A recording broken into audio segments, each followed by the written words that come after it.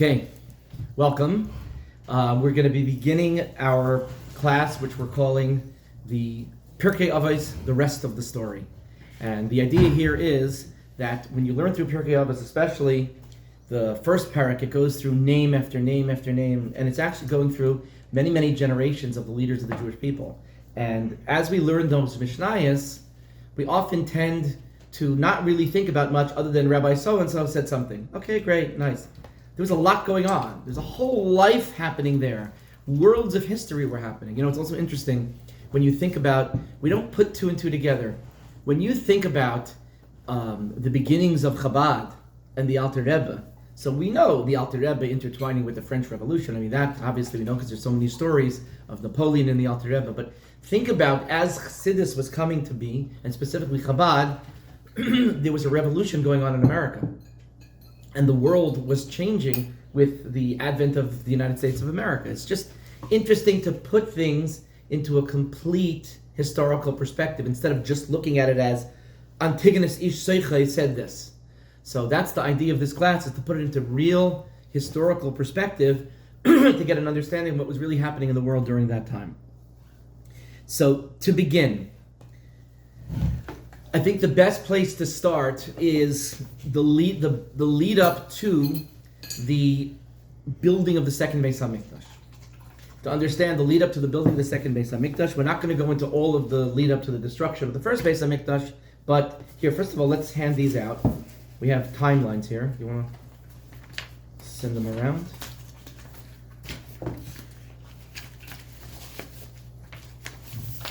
I just realized, for not wanting it in the shot, putting it right there. Chaim L'Bracha. I can have all the comments. You don't see L'Chaim on beer? Okay, anyway. If we look at the timeline, we can fix that. I know. We can edit out anything. Well, I suppose we can, and probably we should. Okay. I want to take this opportunity to say two things as we begin the class. Firstly, we want to thank Tani and Chanchi Rappaport for hosting the class. Secondly, we want to also mention that this year's class is dedicated to the in loving memory and Lili Nishmas, my mother-in-law of blessed memory, Peltagisha Bas, Reb Avram Yitzchak. Her neshama should have an aliyah. The shleishim is actually tomorrow. What is it? Tequila. Sounds like a plan. Yes. We'll say l'chaim, Lili Nishmasa, and then we'll get back to the class.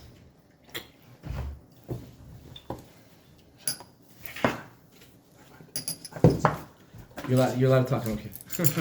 We can edit it? No. I'm just looking for that live feeling, you know? L'chaim, l'chaim, l'bracha.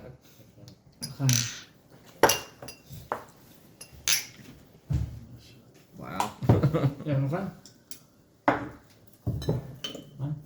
Okay, so if you look on your timeline here, the first Beis HaMikdash was destroyed in the year 3338. Okay, and that corresponds to the secular calendar of the year 423 BCE. That's the negative. Yes.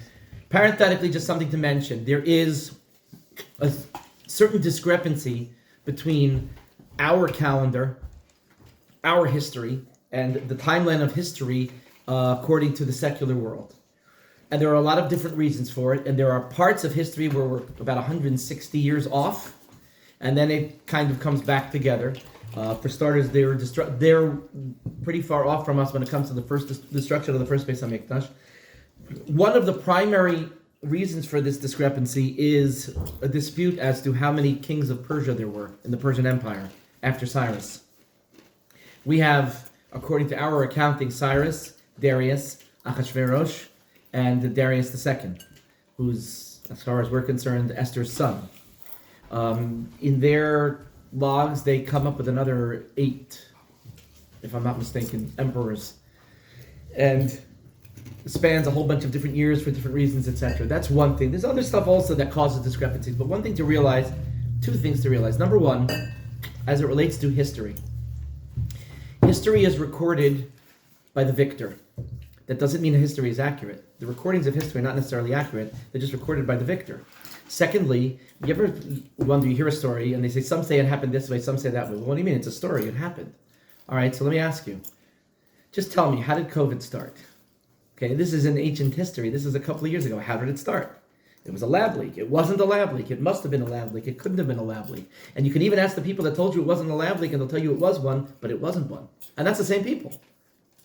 Let alone watching the guy trying to throw out the first pitch. We don't even want to go there. But the reality is that history, we are living the craziest times in history, and in the craziest times in history that we're living right now, we see how it's being recorded completely different just by turning the channel.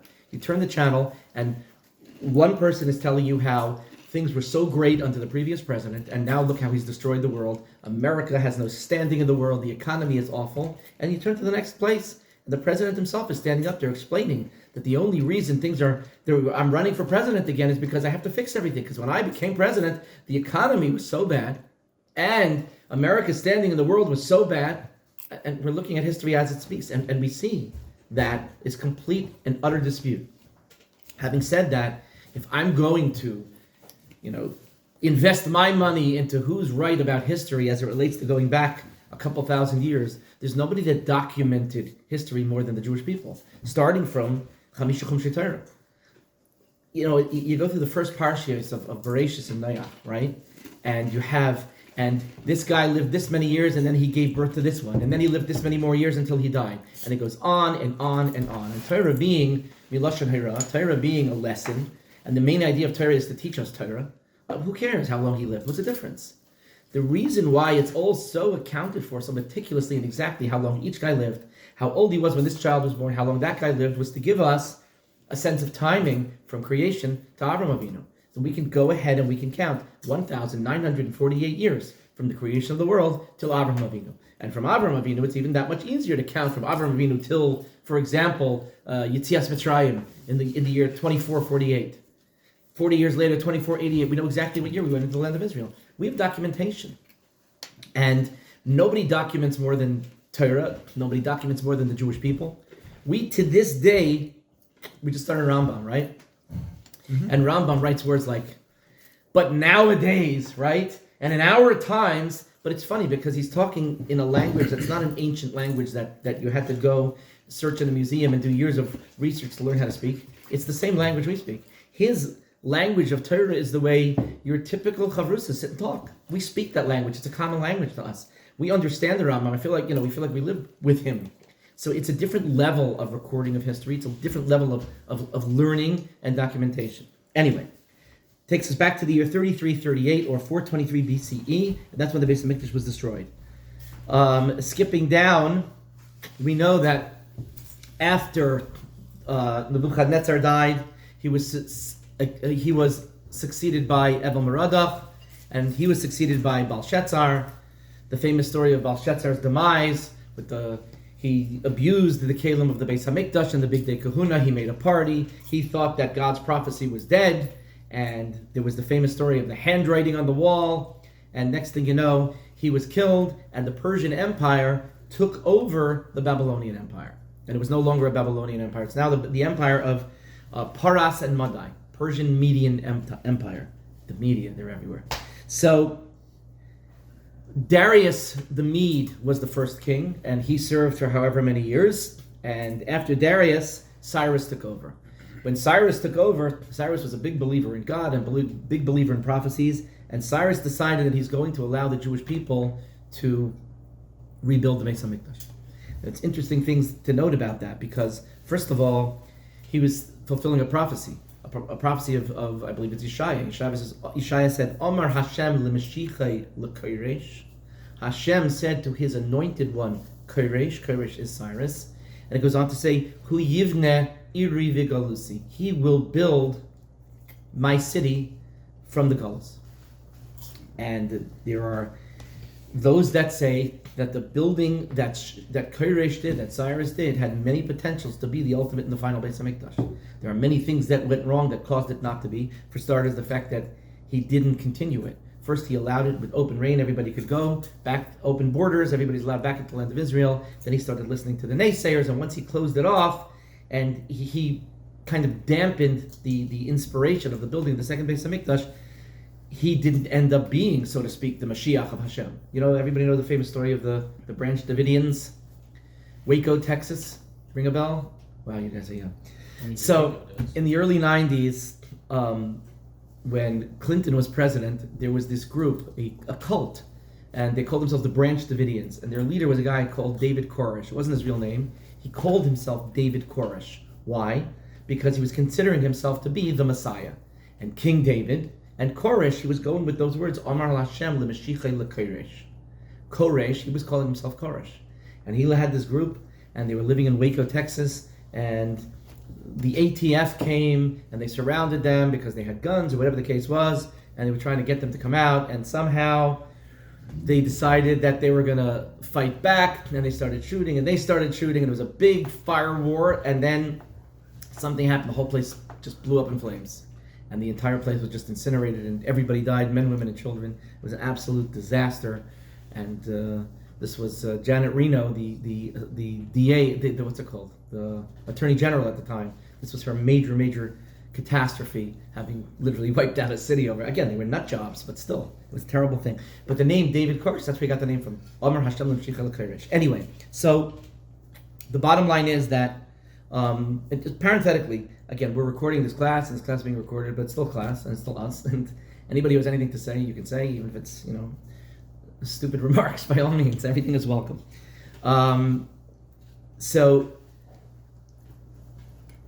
Koresh allowed the Jews back in. Who went? Zerubbabel went. Now there's also stories that Mordechai went and then Mordechai came back, but Zerubbabel went. When Zerubbabel went in for the building of the second base of Mikdash, he went together with Haggai and Malachi. And we have books of the Navi named after Haggai and Malachi talking about their prophecies. And he led a group, and the group was 42,360 people, and they went in to build the second base of Mikdash. So you can imagine, you're talking here, how many years later? 3327 to 3390. That's 63 years. 63 years after the destruction of the base of Mikdash, the Jewish people are told, go for it, rebuild your base on Mikdash. You can imagine the excitement. It's amazing. And one would have hoped that, in fact, more would have gone to go rebuild the base of Mikdash, but a large group went. 42,000 people went to go rebuild the base of Mikdash, and there was great excitement. Ultimately, we see that just about a year later, it was halted. Okay? Now, when they went in, they built the Mizbeach, and they started bringing karbanos. You're allowed to bring karbanos on the Mizbeach, on the Har HaBayis, even if there's no Beis HaMikdash. And so they built the Mizbeach on the Har HaBayis, and they began bringing karbanos. Why did the building stop? Because Achashverosh stopped it. The Samaritans... What's up there we could now? What? Why can't we now? Why can't we do what? Bring karbanos. If you built a Mizbeach on the Har HaBayis, halachically today, could you bring karbanos? Let's assume the answer is yes, but you're not allowed to go on the Har HaBayis. So how did they get on the Har HaBayis? Maybe they had a Parah Adumah. That's It's a good question, but we're not allowed to go on the Har HaBayis, is the bottom line. Anyway, so Achashverosh stopped the building. The Samaritans that were living there basically were telling the Persian Empire that the Jews are doing this to cause a revolt. The reason they're building a Beis HaMikdash is going to be their new palace, and they're going to rebel. So Achashverosh used that excuse, and he stopped the building of the Beis HaMikdash. Koresh allowed them in. Cyrus allowed them in. Eventually, like I said, he closed the borders. He said, whoever is in, but we're not letting anybody else in. And that did dampen the spirits. And then it was Achashverosh who stopped it completely. The story of Purim happened. We know the story of Purim happened 3 years into Achashverosh's rule. So now we're in the year 3392. That is when Achashverosh became king and stopped the building. 3395 is when he made his big banquet. That's where the story of the Megillah begins. B'shnas shalosh l'malcha. It was in the third year of his reign. How many people here don't lean Megillah? More people in this room right now lean Megillah. I'm sure Shai can figure it out if he had to. I'm sure he can't, but that's not the point. No, you think I can't do it. I'm like, Thanks for the confidence. Shai we'll figure out how to get AI to lean the Megillah for him. Thanks for the confidence. Halachically. Anyway, so we know that the whole story of Purim took place over many, many years. And it was finally in the year 33 3405 that the Jewish people had the victory on the 13th of Adar. Okay? 3406, Mordechai proclaims the celebration of Purim. And shortly after this, Achashverosh died. When Achashverosh died, he was succeeded by his son Darius II, Darius II. Darius II is Esther's son. Achashverosh and Esther had a son. It was Darius. He was obviously a very young man. And this Darius became king. And Zerubbabel, as soon as he became king, I mean, things were already at that point, after the destruction of Haman, and after the victory over the Persian people, the Jews were being treated pretty well in the land of Persia. You had Mordechai sitting at the palace gate. Mordechai had the ring of the king, and they were allowed to do what they wanted. But when Darius became king, it was even better. And his attitude toward the Jewish people, which were his mother's people, was really live and let live, and just let them have the great freedom. Now Zerubbabel came to him and said, you know what, the Beis HaMikdash was stopped. I want you to allow us to continue to build the Beis HaMikdash. And so he said, yes, we are now going to allow the rebuilding of the Beis HaMikdash to continue. So you can imagine the excitement. Unbelievable. It's finally happening. It started, it stopped. But now we see where we are. So much. Think about what had happened from when it started. Yeah, there was a destruction of the Beis HaMikdash. Cyrus saying, let good things happen was good. But then things went dark. But things didn't just go bright. They went so bright that Esther was queen. They defeated, miraculously, an enemy of the Jewish people. It was like old times again. Now they're being told by the king, go build the second Beis HaMikdash. So you can imagine that everybody went running, flocking to Yerushalayim to go build the second Beis HaMikdash, right? How many people went? Anybody? 70. So the last time, 42,000 went. This time, 1,500. This time, 1,500 people went. Why? Because they were tired. Because they had enough. Because things were going good. Had a good time in Iran. What? They were having a good time in Iran. They were. There was a dispute amongst the Jews whether or not it was the right thing to do. I mean, I heard this learning Rambam that there was a machlokes of whether or not they should go. There was a machlokes of whether or not they should have gone the first time. Also. Oh, okay. Maybe that's what it was. There's machlokes of whether or not they should have gone the first time, because they started building it and then it stopped, and then Malach Chagai gave his nevuos telling them that it was the right time, as did Malachi telling them, no, this is the right time. And especially now, when Darius said, okay, rebuild, this is when they gave their nevuos saying, you see, it's the right time. And people were very, very inspired. They were, especially people in Eretz Yisrael were extremely inspired. But they were comfortable. They were doing well in Persia. They had good lives. Persia, Babylonia, whatever you want to call it. They finally bought houses and they were doing okay, and enough. And there were just many people who were thinking of themselves and not thinking it's time to pick up. And it's brought down. If at the moment when Darius said, go build the Beis HaMikdash, and Ezra picked himself up and went into Israel to build the Beis HaMikdash, if the Jewish people would have gone with him and said, enough of Gullus, we're out, we're going to Eretz Yisrael, Mashiach would have come. That would have been it. This would have been the Beis HaMikdash Hasheni, the last and final Beis HaMikdash that lasts forever. So you have two golden opportunities missed, one by Koresh himself, by Cyrus, to be the guy to allow it without stopping it, and then by the Jewish people. All they had to do was just follow Ezra and go. But again, an opportunity missed. Having said that, just to give some specifics, in the year 3406, it was, or 3408 is when he allowed it to start resuming. 3408 he allowed the building to resume, and it was in 3412 that the second Beis HaMikdash was completed. And it was a big to-do. I mean, it was huge celebrations. It was completed in the month of Adar, and in Nisan they celebrated the opening, and there was tremendous excitement. I mean, they freaking built the Beis HaMikdash. It's unbelievable. They built the Beis HaMikdash. And that's what it felt like. There were things about that second Beis HaMikdash that were not perfect. On the one hand, parenthetically, it was exactly 70 years from when the Beis HaMikdash was destroyed. It was exactly 70 years. So it was literally the fulfillment of the prophecy of the Nevuah of Yirmiyahu of 70 years of Galus. There was no Aron in the second Beis HaMikdash because the Aron was taken captive from the first Beis HaMikdash, and they never got that back. So all of the Kodesh Kodashim, the Aron, the whole deal was not there. I mean, the Kodesh Kodashim was there. It was still a holy place. It was still an issue of Kohen Gadol would die going in there, but it didn't have the Aron. So the level of holiness and miraculousness or supernatural. I'm giving up on words. The transcendent nature of the Beis Hamikdash and all of its glory and miracles was not the same in the second Beis Hamikdash. Are we in? That Chaim L'Racha. Who built it? Just making sure. Who built the second? Parenthetically, V'Livracha. Only English words. Oh, who built what? The second Beit The second Beis Hamikdash was built by Zerubbabel, and ultimately when Ezra came and Nehemiah came, and we're going to get a little bit more into that soon, but they and the Jewish people built it. It was not like the first one, like as an architect or something. Yeah, no, not like the Mishkan with an architect of Betzalel per se, no. Yeah. But it was led by, the campaign was led by Zerubbabel, Chagai, and Malachi, and a bunch of people came and they helped build. So another issue that showed its secondary level of holiness was the fact that they put spikes on the roof. What does spikes on the roof mean? The birds. Yes, for the birds. People put spikes on roofs so birds don't land there and poop everywhere.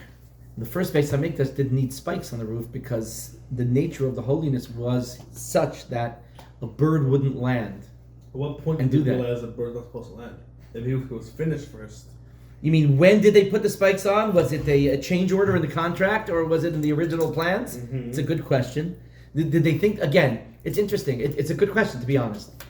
I'll never forget somebody asked me this question.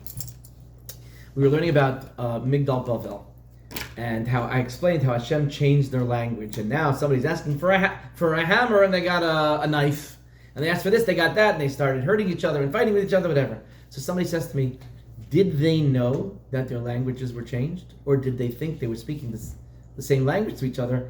I said, good question. I would have to imagine they didn't know the language was changed, and that's the most frustrating thing, is when you're both speaking a language, you think you're speaking the same language when in fact you're speaking a completely different language, kind of like... Like when I talk to people who talk to me in Spanish. Mm. They think I understand them. And I think they understand me when I'm talking to them in English slowly. And they don't. They're just saying yes. Or kind of like when a husband and wife talk to each other, right? Like when you come home and you see something's wrong and you say, what's wrong? And she says, nothing, right? So what does nothing mean? Well, it depends who you ask. Because you know what nothing means to me? Nothing. Nothing. To which you say, Baruch Hashem, nothing's wrong, right? What does nothing mean to her? A lot. A lot is wrong. But you have not yet merited for me to tell you what's wrong, right? But then as time goes on, and the fact is that you've not reacted to anything because she said nothing was wrong, right? So now you see something's really wrong. And now she's much more upset. Why? Because she told you something is very wrong, right? In her mind. Because she said the words that says clearly something's wrong when she said nothing, right? So now she's very upset. Now you see what's wrong. But is everything okay? Everything's fine. I see something's bothering you. I don't want to talk about it. Now, do you know what I don't want to talk about it means? Depends who you ask. You know what I don't want to talk about it means for me? I don't want to talk about it. That's what it means. I don't. Why? Because I already dealt with it. I don't want to deal with it again by talking about it. Process? No. Suppress, right? Suppress over process, right? But when she says, I don't want to talk about it, what she actually means is, I want to talk about it, but you have to merit showing me that you care enough for me to talk about it, right? So now, strike two, okay? And then it's even worse when it goes the opposite way. Because when you come home and you're upset, right? When you're not upset, what's wrong? Nothing. I know something's bothering you. No, nothing's really bothering me. And what's the problem? The problem is you're utilizing the same tools, the same words, but you're speaking a completely different language. Anyway, I told you all of that to tell you this, which is, when they built the Beis Hamikdash, were they thinking ahead? Were they thinking, we recognize and we know that we're not in the same state of holiness, so let's be practical. We know, the Mishnah lists all of the different miracles that took place in the Beis Hamikdash, right? So they knew that miracles took place. Were they expecting those miracles and therefore building accordingly? I mean, otherwise, if you're going to build a house of God, you're going to think about birds. Of course you're going to think about it. Did they not bother to think about it because they didn't do it last time? Or did they actually think about it and say, let's put the spikes up? Or did they put them up later? I don't know. Perhaps they really did think about it because they recognized where they were and the times that they were living in. But the bottom line is they put spikes up on the roof, which was not needed in the first Beis Hamikdash. So the pictures that we see of the Beis Hamikdash, those are of the second Beis Hamikdash? Because they're all of the spikes. Those are not only the second Beis Hamikdash. Yeah, you see the spikes. But they're anticipating they wouldn't need it for the third also? again, first of all, you could look at those as decor, but the pictures that you see of the second Beis Hamikdash are more than the second Beis Hamikdash. The second Beis Hamikdash, after having been renovated by Herod, and he did a major renovation on the Beis Hamikdash. So with all of those stones, like the stones of the Kaisel, those big fat stones, those are called Herodian stones. They were very huge stones, and you see the symmetry in how they're cut. They're cut straight, they're cut square, much more so than any other stones used. There was something, the money he spent and the experts he got and the efforts he got. But that was many years later. We're going to get to him quite a few hundred years later. Anyway, another issue was that they put an image of the Shushan skyline over the entrance to the Beis Hamikdash. Why? Because they were allowed to build this Beis Hamikdash because Persia said so. And in deference and tribute to the Persian Empire, as you entered the Beis Hamikdash, you saw the skyline of Persia. So, interestingly enough, parenthetically, there's, as you talk about the dispute in Persian emperors and empires, etc. So we know, first of all, just going back to Shushan for a second, how did Shushan become the capital? Shushan became the capital. If you look in the Megillah says, what's the words? No. Kesheves HaMelech Achashverosh Al Kisei Malchusai Asher B'Shushan Habira. As King Achashverosh sat on his throne, which wasn't Shushan Habira, Shushan the capital. So the Midrashim tell us that King Achashverosh wanted to take the throne of King Shlomo, and others had tried, and nobody was successful. Nebuchadnezzar tried; he was thrown off the throne. Achashverosh tried; he was thrown off the throne. Miraculously, he lived and he wasn't crippled, but he realized he couldn't use that throne, so he wanted a replica built, and he found that the best artists to do this and designers were in Shushan. So he commissioned a team, and they built him this tremendous throne. It was unbelievable. And then it was ready, and then it was time for delivery, and it was too heavy to move. And they couldn't do it. And Amazon said no, and there was nothing that they could do. They couldn't deliver the throne. And can you imagine how frustrating that is? You built the throne, and now you can't have it. So he came up with a solution. They knocked everything down around it, and they built a palace around the throne, and that where the throne was, it stayed. That became the throne room in the palace, and where the palace was became the capital, and Shushan became the capital. In archaeological digs in the city, I think that they call, today, no, where Mordechai and Esther are buried is called Hamadan. And many people have been to their graves. I think Rabbi Mansour said he's been there. I know I have an uncle who was in World War II, went and visited it. But the city of Shushan is known as Susa. And they did an archaeological dig there, and they found remnants of a palace, and they described the palace, and they say that the description of the Megillah is like they were there. Anyway, so back to our story here. Jeff Bezos built a yacht. What? Jeff Bezos built a yacht. Yeah. And they couldn't get it out of the harbor because there were bridges and it was bigger than the bridge. So what'd they do? Two They dollar left, bridges. they left it. Well, I think they left it there for a few years and then they took down the bridges. Is that the same? There yacht you that go. needed emotional support yacht? So the bottom line here, though, was that they paid tribute to Shushan, and by having the Shushan skyline at the entrance to the Beis Hamikdash. Okay, now that brings us to Ezra. Ezra came to Israel in the year 3413 or 348 BCE. So how many years now are we from? Let's just go from the story of Purim. Okay, story of Purim happened in 3405, and can anyone do the math? 8 years later. 8 years after that, 7 years later, the Beis Hamikdash was complete, and 1 year after that, Ezra returned to the land of Israel. The big return of Ezra. And as I said, when Ezra came in, he came in, only 1,500 people joined his journey. It's not just to build, it was up. The Beis Hamikdash was finished. All they had to do was come and say, here we are, we've got it. And they didn't show. Nobody from Shevet Levi showed up. Okay. Now, parenthetically, we talked about the idea of this being the backstory of Pirkei Avos.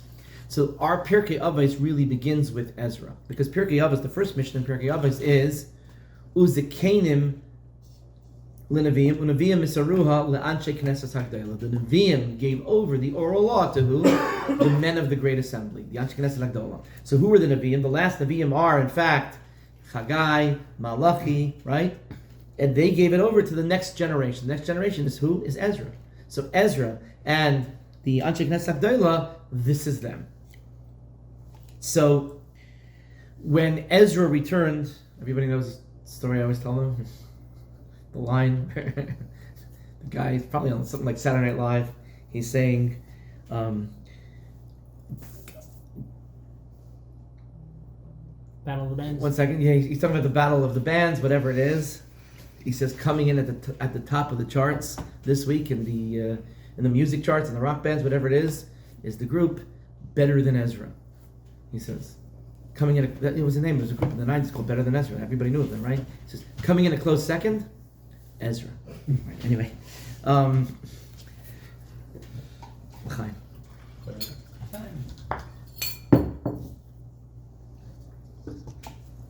So Ezra came to Israel. Nobody from Shevet Levi came. Can you imagine? You built a Beis Hamikdash. You built a Beis Hamikdash. Who works at the Beis Hamikdash? The Leviim, the Kahanim. Nobody from Shevet Levi picked up from Bavel and went.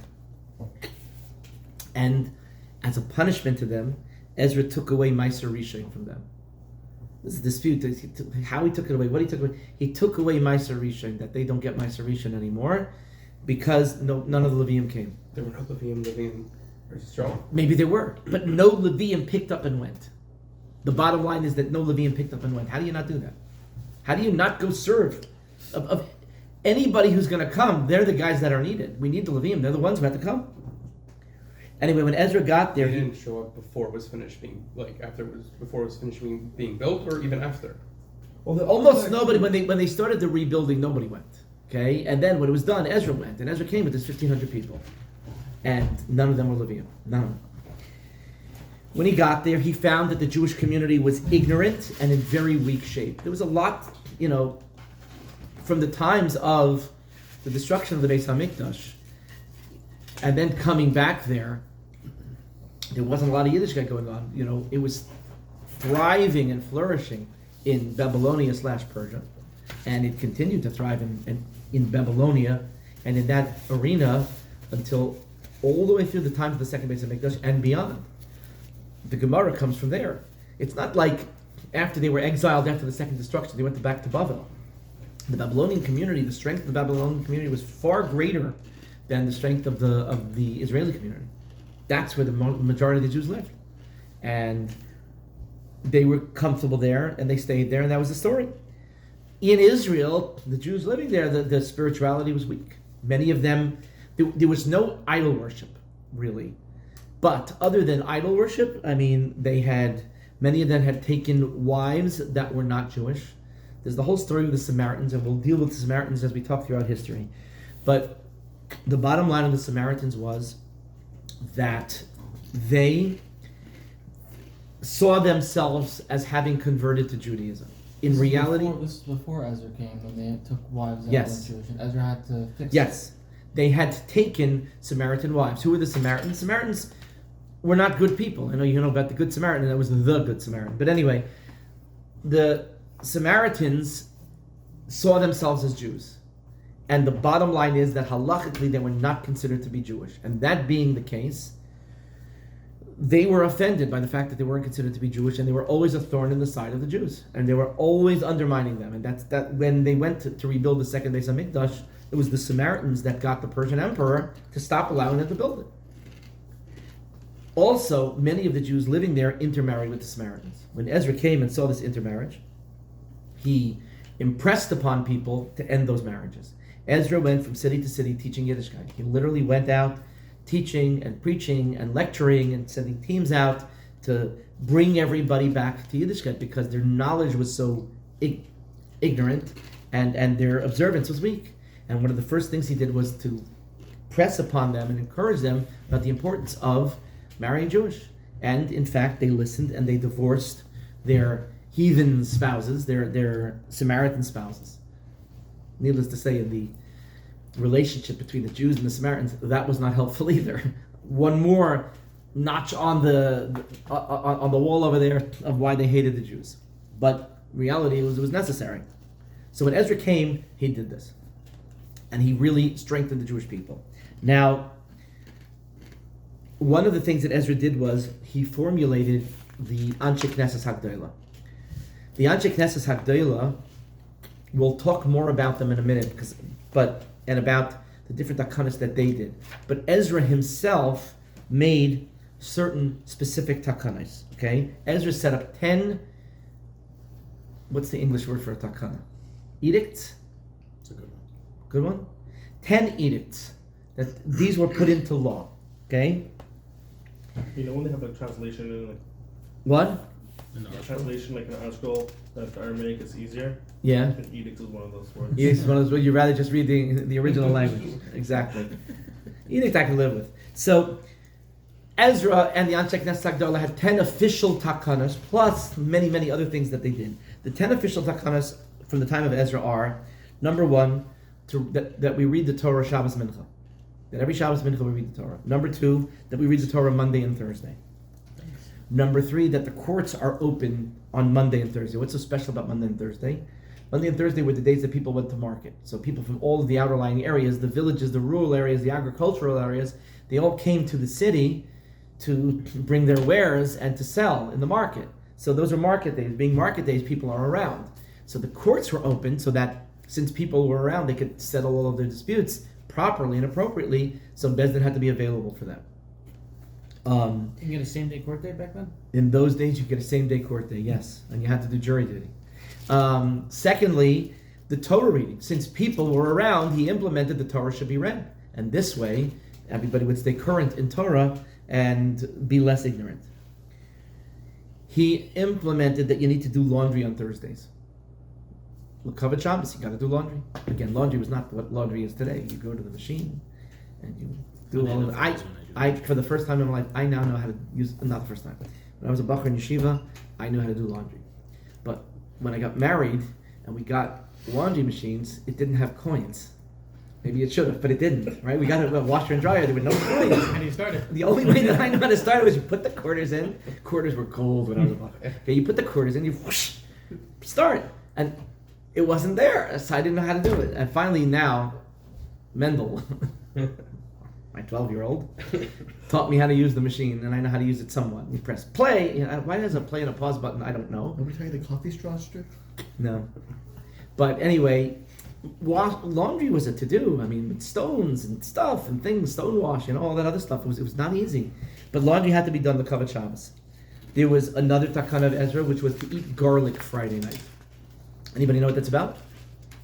You do. Eating garlic Friday night. Garlic is supposed to be, here's another word for you, an aphrodisiac. Okay? Garlic is supposed to be an aphrodisiac. It's something. Garlic breath, not so much. I think we have to say L'chaim to that word. Oh, you do. Fine. Tancham, take l'chaim. But, Shine. So, that being the case, there's a mitzvah for a husband and wife to be together on Friday night. And therefore, there was a takana that garlic should be eaten because that would encourage a husband and wife to be together on a Friday night. Another takana was women should awaken early on the days that they bake bread. Why? Because that way, if they would get up early and they would bake bread early, then they would be available for poor people. As you're baking bread for yourself, the poor people would be coming around and you'd be able to serve the poor people as well. He implemented that a woman has to comb her hair before going to mikveh to make sure that there's no knots, etc. He implemented that cosmetic peddlers should circulate throughout the towns. What used to happen was, and especially the rural areas, people who were selling cosmetics, they'd go to the city and they'd sell. People who lived way out there, the perfume guys and the makeup guys never showed up. Okay, there was no Avon lady in you guys don't know what an Avon lady is, do you? No. I do. You do, huh? Okay.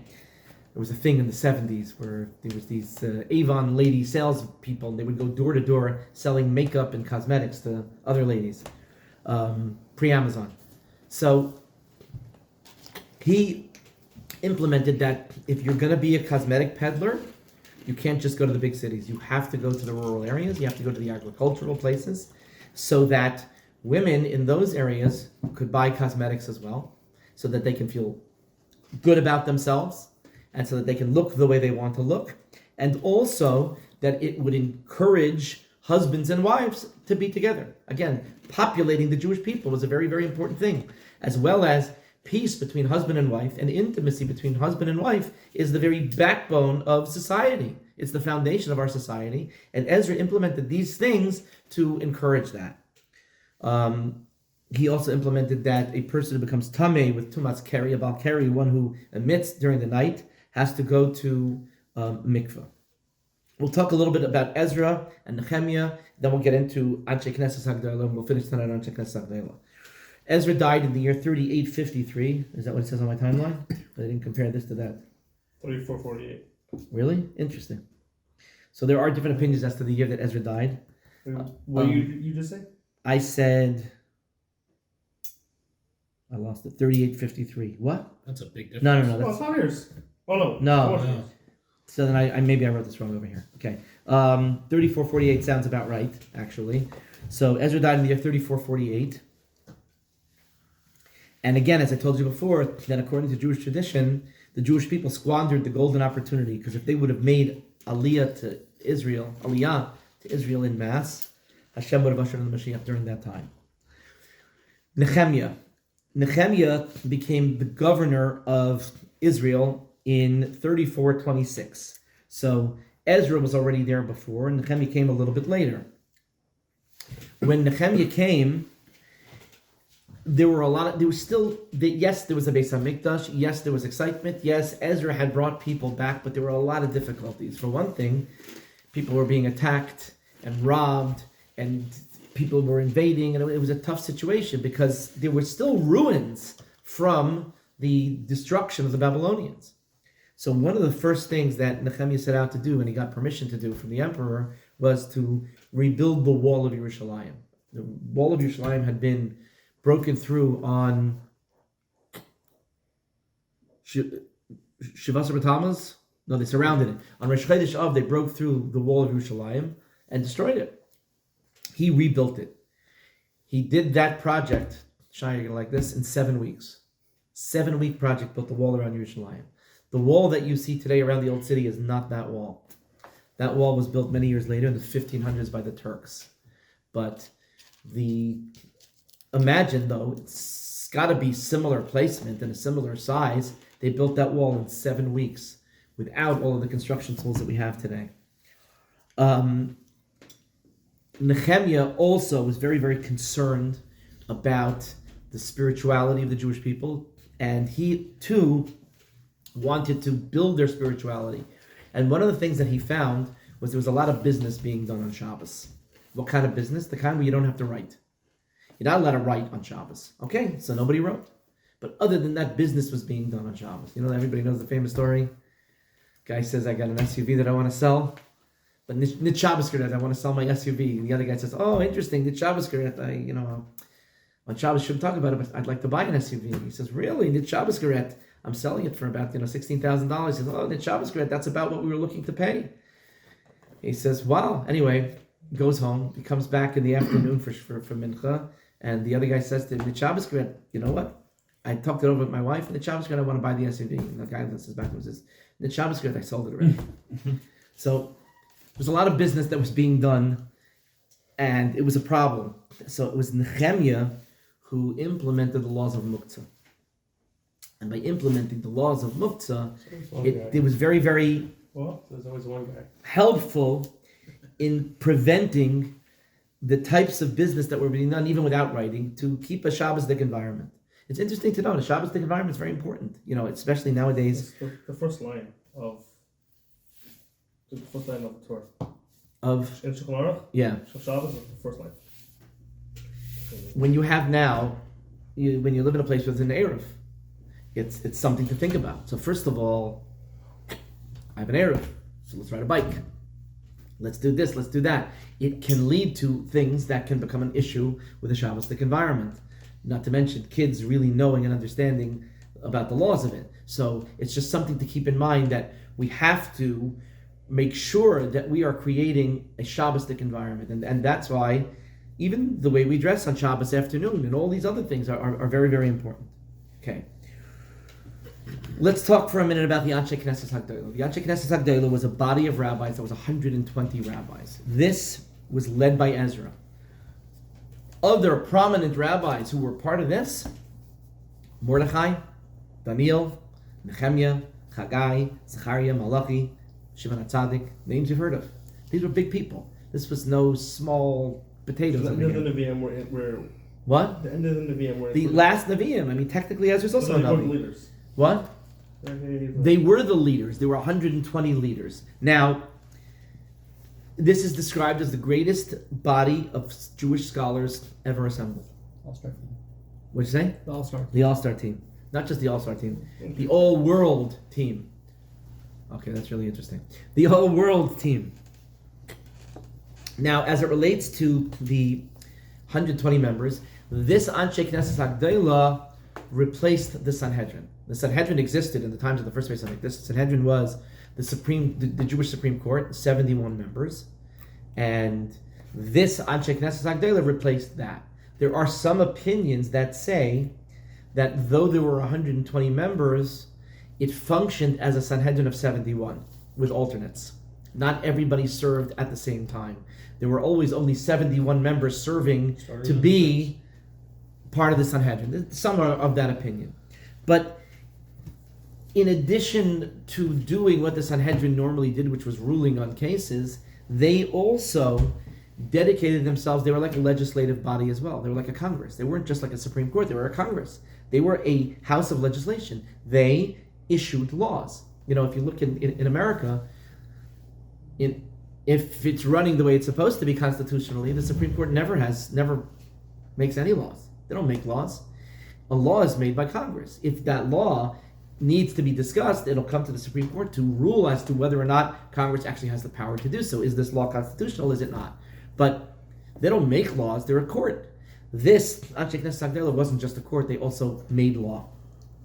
They existed from the year 3370 until Ezra's passing, 3448.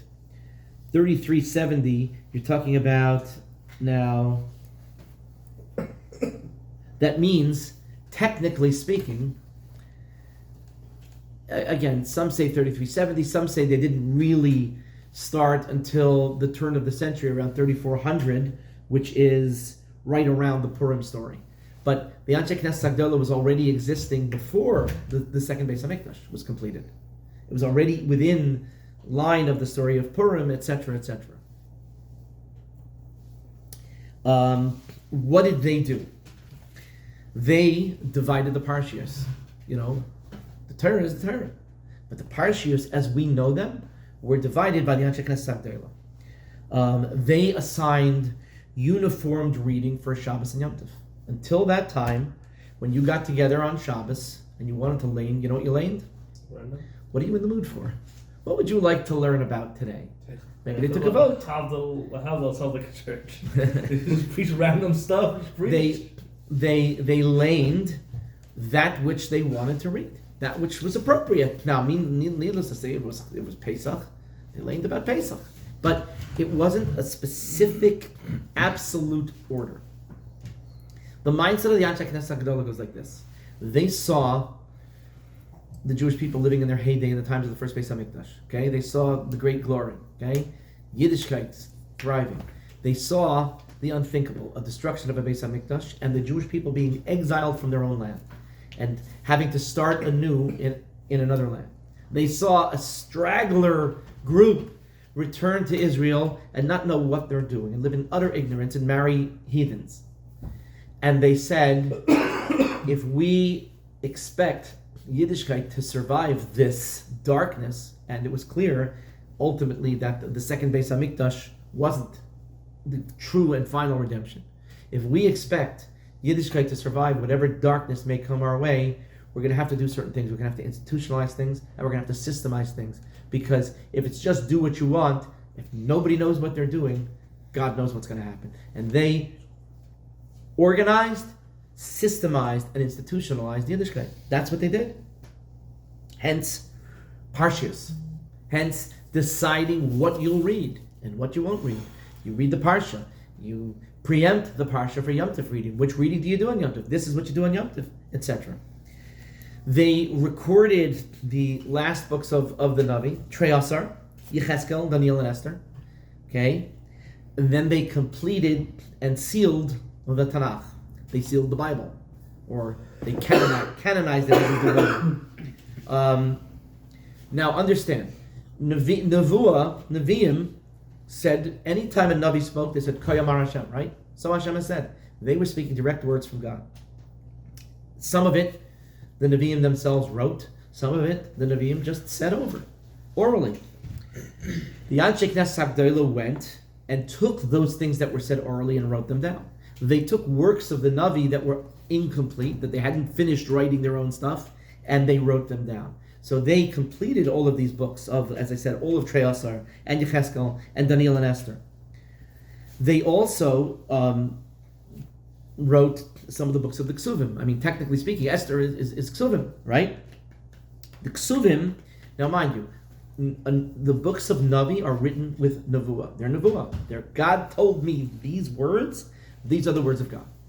The books of the Ksuvim are not the same. The books of the Ksuvim are Ruach HaKodesh. They're the divine spirit, but they're not direct and exact quotes of the word of God. The Anshe Knesset Hagdolah clarified the spelling of every word in Torah and in Tanakh. Oh, again, when I say they sealed Tanakh, that meant that anything that would be written after this time, any word written by a Jew, any words of Torah taught by the loftiest, holiest Jew in the world, would be wonderful, but it wouldn't be part of Tanakh. Tanakh ends here. That's the end of it. What? Not Ksuvim. Ksuvim is Tanakh. They wrote Ksuvim, the whole Ksuvim also. Yeah. That's the chil part of Tanakh. Torah, Nevi'im, Ksuvim. I'm not clearing my throat yet. Wait, Okay? you said the word some of Tanakh, some of Ksuvim before. The Nevi'im were written primarily by the Nevi'im themselves. Some things that they didn't write, the Anshe Knesset Hagdolah wrote, but in the exact words of the Why Nevi'im. Megillah is not included? Megillah is included in the Ksuvim. Right, but Esther was the Nevi, no? She was not. Technically, but they didn't write it that way. Why? Why did Esther not? Because generally speaking, the majority of the story is not about Hashem said to Esther, go do this. That's not the story. The story of the Nevi'im is suddenly a Navi was taken over by Hashem in a trance, and God told Malachi, tell the Jewish people this on this and this day of Elul. He said, go tell the Jewish people these, and these were the words, and it's a long, long quote, and that's the Navi. Esther didn't live that lifestyle. She may have been a Nevi'ah, but she didn't live that lifestyle. But that's how the story of Purim did not come about in a manner of Nevuah, in any way, shape, or form. The story of Purim came about the opposite. It came about in a complete hidden way, where everything looked like just a bunch of coincidences, which I always thought should be the word coincidi. But anyway, a bunch of coincidences happening one after another. It was not in a manner of Nevuah. So the book is not written in a manner of Nevuah. Anyway, they clarified spelling and pronunciation and trup. Okay? You have sometimes a kri and a ksiv and whatever. They clarified how each word is pronounced. They clarified the spelling of each word. They clarified the trup of each word. To this day, you can open a Torah from anywhere in the world, even a Torah from Yemen.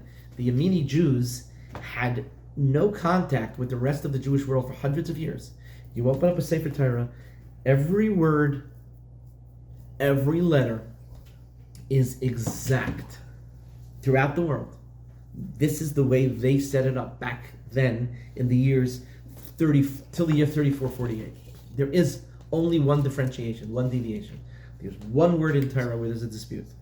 The word is in Parshas Ki Seitzei, which says the words Lo Yavei Futzu Adaka Bekal Hashem, that a person whose private area has been injured and crushed or whatever can't be part of certain things, right? As it describes that, the word daka, the question is it spelled with an aleph or a hey? That's the only dispute you'll find, that if you go to some communities it's spelled with an aleph, and in some communities it's spelled with a hey. The Alter Rebbe brings down that it should be spelled with an aleph. So if you get a Sefer Torah that's written by a Lubavitch or Sefer, he'll write it with an aleph. In our shul, some of the Sefer Torah have it with a hey, some of them have it with an aleph. Happens to be, I was in this winter, we went to Eretz Yisrael for a trip with the family that still lives in our house. And we went to Masada, okay? And we did the tour of Masada. We had this, frum tour guide giving us a tour of Masada. And it's this really interesting, wild, crazy tour. And then as we're getting ready to start making our way toward the exit, to start going down in the cable car, no, we did not hike up, just parenthetically. So as we're getting ready, he says that if you want, we're going to see a man, right, the guy, Sefer writing a Torah. I thought it was like a thing commemorating a Torah that was written there. And then they walk you there, and there's this room with this glass door, and there's a sefer sitting inside writing a sefer Torah. It's just a guy writing a Torah up in Masada. Why? I don't know. And like I realized that. So I grabbed Mendel, I said, come, let's go back, let's go look. Okay, let's go watch the guy. He got all excited, oh, nice. And he's talking to Mendel, what's your bar mitzvah parsha? And he told him, what was he writing? He happened to have been writing Kiseitse, and he had just finished Kiseitse. So I said to him, how did you spell Daka? He says, I spelled it with an aleph. Like he knew exactly what I was talking about, because somehow he could tell I was a lavager. And he says, I spelled it with an aleph, and he went into a whole thing about it. But there are different opinions. Everybody, you're familiar with the story of the Pirkei Rebbe? Pirkei Rebbe was traveling in, it's a Hayom Yom, right? Are you looking it up, or you're just... No, I'm okay, you're just ignoring me. So no, I'm listening. the Pirkei Rebbe was traveling in Europe. I think, I'm not 100% sure, and I suppose if I'm wrong, we'll edit this out, but I believe it was in the Altanai shul. It was definitely in an old shul in Prague, and they had their two Sifrei Torah that were very, very old and precious, and they would never even take them out. They'd take them out once a year on Simchas Torah for people to see, but they treated these things like gold. One was hundreds of years old, and one was said to have been checked by Ezra HaSefer, because amongst all the things that Ezra was, he was also a Sefer. And this one supposedly had been checked by Ezra. And the Pirkei Rebbe came in and said, I want to see the Sefer Torah. It was before he was Rebbe. He was on a mission for his father at the time he was the Rebbe. And for the Rebbe's son, they did. And they took out the Sefer Torah, and both of them were spelled with Daka with an aleph. And that was what he wanted to see. Both of them were spelled Daka with an aleph, interestingly enough. But other than that aleph and hey, every single Sefer Torah is exactly the same. This is what was set up, in fact, by the Anshe Knesset Hagdolah. Okay. They created mitzvahs d'Rabbanan, fulfilling the mitzvah that the Rabbanim that the Rabbanim should go ahead to ushmartim is ushmarti, right? That they should go ahead and do. We read in Rambam 2 days ago, right? The positive commandment for the Rabbanim to make laws. Okay, so they created these mitzvahs d'Rabbanan. The Gemara says, by the way, that when they would make a mitzvah d'Rabbanan, make an edict, if the majority of the people didn't accept it, it didn't go. Or if it was too difficult for the people, then it could be revoked. It talks about it in Gemara Avodah Zarah. They instituted Sudas Purim. So even though Purim, they were the ones who instituted it. They established the general concept of daily prayer in Shul. The whole Shul thing is a story in and of itself, which we'll do in another class. But basically, Shuls started technically to an extent before the destruction of the first Beis HaMikdash. When they were living in Golus, there was no Beis HaMikdash, so people would gather together to pray. That became the Shul. They gathered together to pray. That's the synagogue. Having said that, what did they pray? They prayed. They prayed from their heart. They prayed from the depths of their heart. They prayed words of prayer, right? There are many who would tell you, what do you mean I'm going to write a prescribed prayer? I want to pray from my heart. And technically they're right. How could it be a prayer if it's wrote that somebody else, I mean, if it's wrote, I don't mean it was written, wrote, like woke. R-O-T-E. If it's R-O-T-E, wrote, how is that a prayer? We'll get to that in a minute. But the bottom line is that people would go and they would pray from the heart, and that was it. And they would read whatever they read.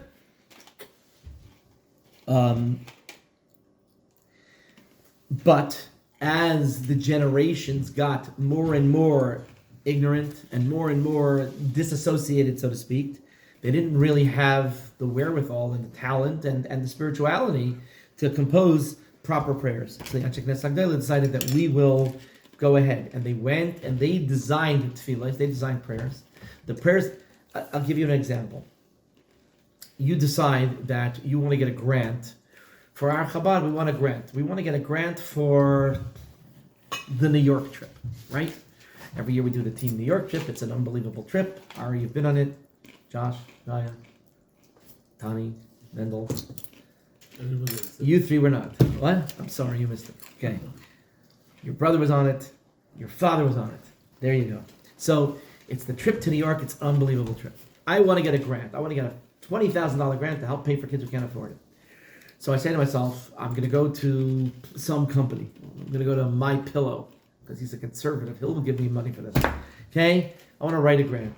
Who should write the grant? I could write the grant, or I can hire a grant writer. Now, if I write the grant, I'm going to write it from my heart. I know this trip better than anybody. I understand what it does for kids. I'm amazing. I get it. I don't mean I'm amazing. I mean, I know this trip. I could really, really do this.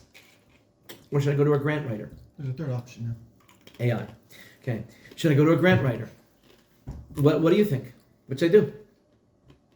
Tony, what should I do? Should I do it myself? Should I go to a grant writer? Write it yourself and then see what they write. Okay. There's no question that at some level I got to go to a grant writer. Why? Because I may know what I want, but the grant writer knows how to write the words that will open up the bank account. The grant writer knows what they want to give to. I know what I want to get. They know what they want to give to.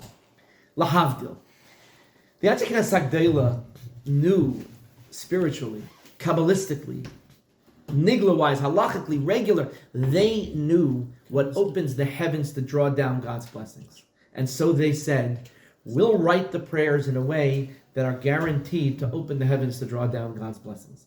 That's why we use their words. It's not that I'm just reading somebody else's words. I'm reading the words that were designed to open the heavens, to connect with God, to make me one with God during tefillah, because that's what tefillah is really about, connecting, and to draw down God's blessings. So those were the words that they wrote that to this day we still read. They included in it basics in Jewish law. They included in it tremendous levels of mysticism way beyond anything we could ever comprehend. So when you daven, you are suddenly a Kabbalist, speaking words of amazing, esoteric mysticism directly with God, connecting with God at a level beyond what you even yourself can comprehend. Yet you're doing it because you're reading their words. They wrote the Shemona Esrei. They finalized which font we use for the writing of a Torah. There was more. First of all, you ever look at all the archaeological stuff? You've got letters up the wazoo. What does that say? I have no idea. I never saw that. It's not Rashi. What is it? They had different alphabets that we used. They, so to speak, canonized that we will use the Ksav Ashuri, the letters that we use today. The letters that we use in the Sefer Torah, they're the ones who said there were others. They use this. Why is it called Ashuri? Some say because it's Ashuri as in Ashur, Assyria. Others say because it's the straightest, clearest. Did Ashuri exist before that? Yeah. It was around before that? Yeah, it was around before. They chose that to be the universal one. That there needs to be a universal So one. then theoretically we're with either Ksav and Kosher? In theory? Now? No. No, then. Yeah. Interesting. In theory, yeah. What was the font of the Sefer Torah that Moshe Rabbeinu? Yeah, I'll show you.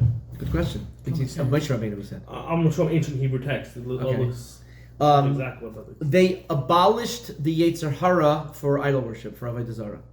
Idol worship was a problem amongst the Jewish people. There's even a discussion in the Gemara. How? It says, what were they doing? Think about it. Oh my God, I must go worship that tree. Excuse me, I'll be right back. Right? And in the Gemara, who is it? Maybe it's Abaye. One of them says, Rava. One of them says, if you lived in those times, you would have, they couldn't hold you back. You'd be, they used to wear these long skirts, so to speak. You'd lift up your skirt to be running to the idols to worship. The Yetzer Hara that they had for worshiping idols was just insatiable. And that's why they did it. And finally, they went through a process where they abolished the Yetzer Hara for idol worship. And that's why, from that time forward, you didn't have, with all the issues you had with the Jewish people, you didn't have, like they had the times of the first Beis HaMikdash, of this group going off, and that group going off, and everyone going off and worshiping idols. You didn't have it anymore. It was replaced. Some say it was replaced with the Yetzer Hara for atheism.